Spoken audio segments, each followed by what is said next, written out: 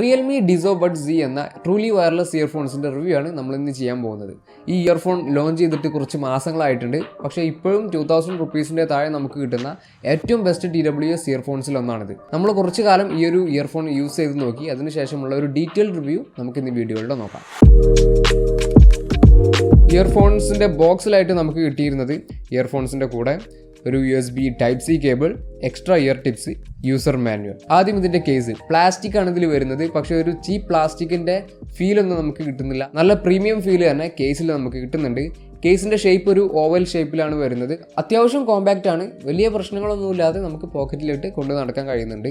ഇയർഫോൺസും plastic ആണ്. വളരെ light weight ആയിട്ടുള്ള ഒരു ഡിസൈനാണ് ഇതിൽ വരുന്നത്. നമ്മൾ ഇത് യൂസ് ചെയ്യുന്ന സമയത്ത് വളരെ കംഫർട്ടബിൾ ആയിട്ട് നമുക്ക് യൂസ് ചെയ്യാൻ കഴിയുന്നുണ്ട്. അതുപോലെ വളരെ ഫിറ്റ് ആയിട്ട് നിൽക്കുന്നുണ്ട്. ഇതിൽ കിട്ടിയിട്ടുള്ള ഇയർ കപ്സിൽ നമുക്ക് ഏറ്റവും ബെസ്റ്റ് ഏതാണ് അത് സെലക്ട് ചെയ്തിട്ട് നമ്മൾ ഇതിൽ യൂസ് ചെയ്യുന്ന സമയത്ത് വളരെ കംഫർട്ടബിൾ ആയിട്ട് നമുക്കിത് യൂസ് ചെയ്യാൻ കഴിയുന്നുണ്ട്. നമ്മളിപ്പോൾ മൂവിയൊക്കെ കാണുന്ന സമയത്താണെങ്കിൽ പോലും ഒരു 2 hours അല്ലെങ്കിൽ 3 hours മൂവി നമ്മൾ കാണുന്ന സമയത്തും എനിക്ക് പേഴ്സണലി ഒരു വേദന ഉണ്ടാകുന്ന പ്രശ്നങ്ങളോ അല്ലെങ്കിൽ ഇയർ ഫെറ്റീഗോ അങ്ങനെയുള്ള പ്രശ്നങ്ങളൊന്നും വന്നിട്ടില്ല. 3.7 gram മാത്രമാണ് ഇതിൻ്റെ വെയിറ്റ് വരുന്നത്. വളരെ ലൈറ്റ് വെയിറ്റ് ആയതുകൊണ്ട് തന്നെ നമ്മുടെ യൂസേജ് കുറച്ചുകൂടെ കംഫർട്ടബിൾ ആകാനായിട്ട് ഇത് സഹായിക്കുന്നുണ്ട്.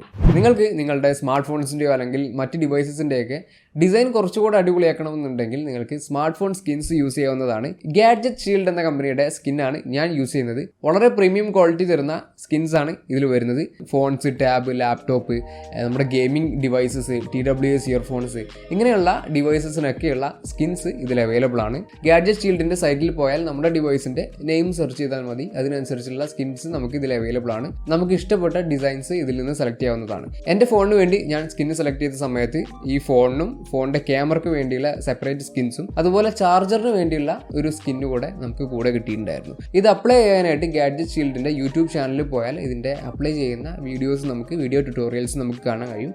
അത് നോക്കിയിട്ട് വളരെ കറക്റ്റായിട്ട് ഒരു ഹെയർ ഡ്രയറൊക്കെ യൂസ് ചെയ്തുകൊണ്ടാണ് നമ്മളിത് ചെയ്യുന്നത് എന്നുണ്ടെങ്കിൽ കുറച്ചുകൂടെ പെർഫെക്റ്റ് ആയിട്ട് സ്കിൻസ് അപ്ലൈ ചെയ്യാനായിട്ട് നമുക്ക് കഴിയും. വളരെ പ്രീമിയം ക്വാളിറ്റി തരുന്ന സ്കിൻസാണ് ഈ ഒരു സൈറ്റിൽ അവൈലബിൾ ആയിട്ടുള്ളത്.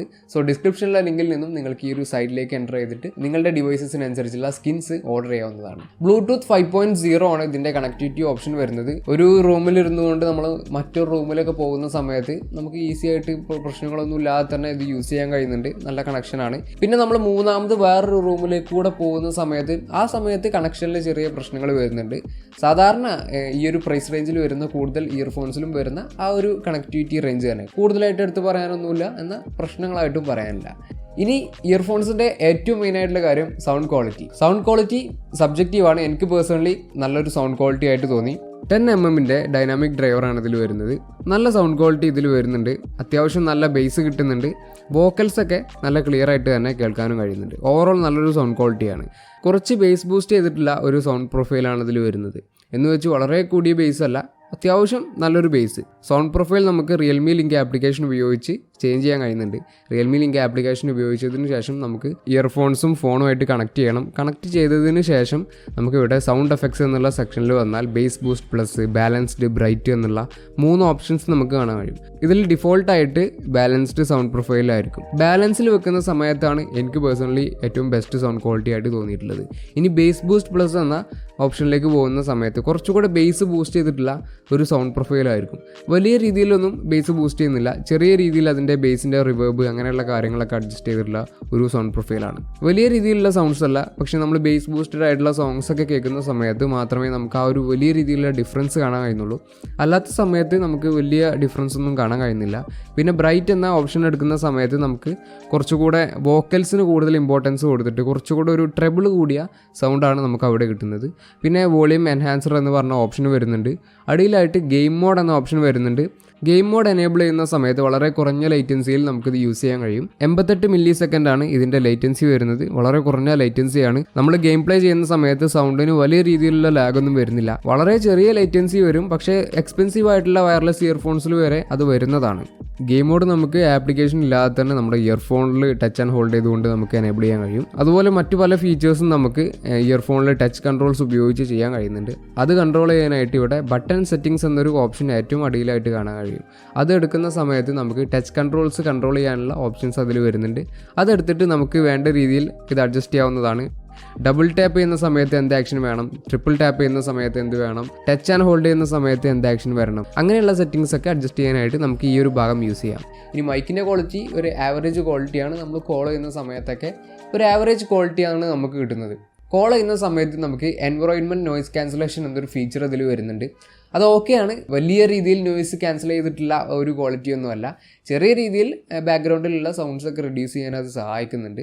ഒരു ആവറേജ് ക്വാളിറ്റി നമുക്ക് കോൾ ക്വാളിറ്റി കിട്ടുന്നുണ്ട് മൈക്കിൻ്റെ ക്വാളിറ്റി. ഇതാണ് നമ്മുടെ ഇയർഫോണിൻ്റെ കോൾ ക്വാളിറ്റി. നമ്മളിപ്പോൾ കോൾ ചെയ്തതിന് ശേഷം ഒരു ഫോണിൻ്റെ മൈക്ക് മ്യൂട്ട് ആക്കിയിട്ട് നമ്മൾ ഇയർഫോണായിട്ട് കണക്ട് ചെയ്തിട്ടുള്ള ഫോണിൻ്റെ മൈക്ക് മാത്രം ഓൺ ആക്കിയിട്ടുള്ള ഒരു വോയിസ് റെക്കോർഡിംഗ്, കോൾ റെക്കോർഡിംഗ് ആണ് നിങ്ങളിപ്പോൾ കാണുന്നത്. കോൾ ക്വാളിറ്റി അതുപോലെ തന്നെ എൻവറോൺമെന്റ് നോയ്സ് ക്യാൻസലേഷൻ എത്ര നന്നായിട്ട് വർക്ക് ചെയ്യുന്നുണ്ട് എന്നുള്ളത് നിങ്ങൾക്ക് ഇത് നോക്കിയിട്ട് മനസ്സിലാക്കാം.